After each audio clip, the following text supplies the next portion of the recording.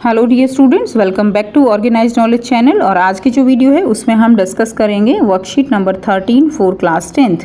विषय हिंदी है और ये वर्कशीट आपके लिए 4 अगस्त 2021 के लिए शेड्यूल की गई है।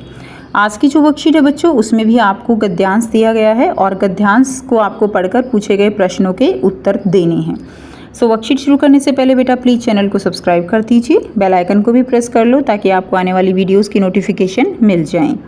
सो देखिए, दूसरे हमारी क्षमता का विश्वास करें और हमारी सफलता को निश्चित मानें, इसके लिए आवश्यक शर्त यह है कि हमारा अपनी क्षमता और सफलता में अखंड विश्वास हो। यानी यहाँ पर क्या कहा गया है, यहाँ पर कहा गया है कि दूसरे हमारी सफलता हमारी क्षमता पर कब विश्वास करेंगे, वो तभी विश्वास करेंगे जब हमें अपनी क्षमता अपनी सफलता पर विश्वास होगा। अगर हमारे मन में ही शंका है कि हम पता नहीं सफल हो पाएंगे ज़िंदगी में या नहीं हो पाएंगे, तो दूसरे हमारी सफलता पर विश्वास नहीं करेंगे। दूसरों को हमारी सफलता का विश्वास हमें खुद से दिलाना होगा। हमारे भीतर उगा भय, शंका, अधैर्य ऐसे डायनामाइट हैं जो हमारे प्रति दूसरों के विश्वास को खंडित कर देते हैं। यानी हमारे अंदर अगर भय है, ठीक है, भय यानी कि डर है, किसी आगे बढ़ने के लिए, ज़िंदगी में सक्सेसफुल होने के लिए हमें संघर्षों से जूझना पड़ता है और उसके लिए अगर हमारे मन में भय है, शंका है, हमारे अंदर धैर्य नहीं है, एक दिन में सफलता नहीं मिलती, धीरे धीरे कदम बढ़ाना पड़ता है। तो अगर वो धैर्य नहीं है तो ऐसे में हमारा जो आप कह सकते हो कि ये जो चीज़ें हैं ये एक ऐसे डायनामाइट है, डायनामाइट यानी बिखेर देने वाले, है ना। तो ऐसे डायनामाइट हैं जो हमारे प्रति दूसरों के विश्वास को एक तरह से खंडित कर देते हैं, एक तरह से उसको आप कह सकते हो तोड़ देते हैं दूसरों का विश्वास हमारे प्रति। हमारे विद्यालय में जो नगर से दूर जंगल में था, 14 वर्ष का एक बालक अपने घर से अकेले पढ़ने आया करता था। तो हमारे विद्यालय में एक यहाँ पे छोटी सी आपको एक स्टोरी दी गई है कि 14 वर्ष का बालक था जो अपने घर से अकेला ही पढ़ने आया करता था जंगल से। कुछ महीने बाद दूसरा बालक भी उसके साथ आने लगा। तो क्या हुआ, वहाँ से ही एक और बच्चा साथ आने लगा। वह दूसरा बालक बहुत डरपोक था। वह भूतों और चोरों की कहानियाँ उसे सुनाया करता। डरपोक भी था और भूत और चोरों की कहानियाँ भी सुनाता था।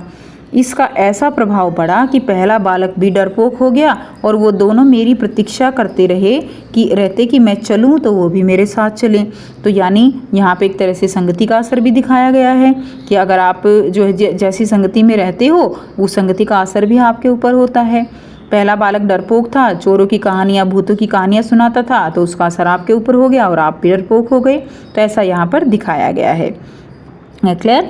तो यहाँ पे क्या कहा गया है कि जब तक मैं ना चलता, लेखक क्या कह रहे हैं, जब तक मैं ना चलता तब तक जो है वो मेरे जो है प्रतीक्षा में रहते कि ये चले तो मैं भी चलूँ। सूत्र यह बनता है, अब यहाँ पे इस जो हमने पैसेज पढ़ा, जो गद्यांश पढ़ा, उसका आप कह सकते हो कि कंक्लूज़न क्या है, निष्कर्ष क्या निकलता है कि हतोत्साहियों, निराशावादियों, डरपोक और सदा असफलता का ही पाठ पढ़ाने वालों के संपर्क से दूर रहना चाहिए। यानी जिन लोगों में उत्साह नहीं है, हमेशा निराशावादी बातें करते हैं, नहीं ऐसा नहीं होगा, ये तो हम कर ही नहीं सकते, ऐसा तो जो है पॉसिबल ही नहीं है। तो ऐसे जो व्यक्ति हैं, डरपोक हैं, हमेशा असफलता की बात करते रहते हैं, हमेशा निराशावादी, कोई उनकी सकारात्मक सोच नहीं है, हमेशा नेगेटिव सोचते हैं, तो ऐसे लोगों से हमें दूर रहना चाहिए। नीति का वचन है कि जहां अपने कुल की और अपने देश की निंदा हो, उसका मुंह तोड़ उत्तर देना संभव न हो तो वहां से उठ जाना चाहिए। नीति क्या कहती है कि जहां पर अपनी निंदा लोग कर रहे हों, अपने कुल की कर रहे हों, ठीक है, कुल यानी हमारा जो हमारे पूर्वज हैं, हमारा जो एक कुल है, ठीक है, हमारा जो परिवार है, उसकी निंदा कर रहे हों, अपने देश की निंदा कर रहे हों, या तो आप उसका मुंह तोड़ उत्तर दो, उसको, उनके जो विचार हैं उनको खंडित करने का आपके अंदर साहस होना चाहिए।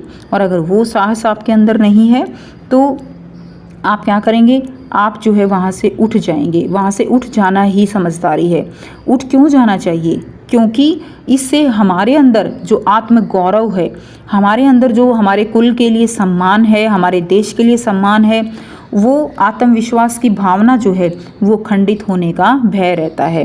क्लियर। जो आत्मविश्वास है हमारे अंदर, आत्मगौरव है, वो टूट जाने का भय रहता है।